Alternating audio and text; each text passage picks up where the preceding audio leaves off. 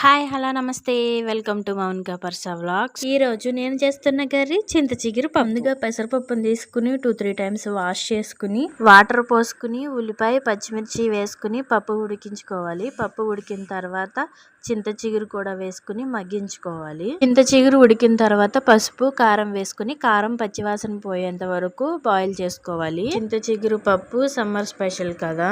ఉడికిన పప్పును పప్పు గుత్తితో ఇనుపుకోవాలి. ఇనుపుకున్న తర్వాత 2 స్పూన్స్ సాల్ట్ వేసుకుని కలుపుకుంటున్నాను. తాలింపుకి ఒక గిన్నె పెట్టుకుని అందులో ఆయిల్ వేసుకుని ఆవాలు, వెల్లుల్లి, ఎండుమిర్చి, జీలకర్ర, కరివేపాకు వేసుకుని ఫ్రై చేసుకోవాలి. తాలింపుని బాగా ఫ్రై చేసుకోవాలి. తాలింపు ఫ్రై అయితేనే మనకి స్మెల్ టేస్ట్ బాగుంటది. తాలింపు వేగిపోయింది. వేడిగా ఉండగానే పప్పు వేసుకుని తాలింపు పెట్టేసుకుందాము. పప్పుని ఒక ఉడుకు రానించి దింపేసేయాలి. వేడి అన్నంలో చింత చిగురు పప్పు వడియాలతో కలిపి తినడమే. Please support me. నచ్చితే సబ్స్క్రైబ్ చేసుకోండి. Thank you for watching. Bye bye.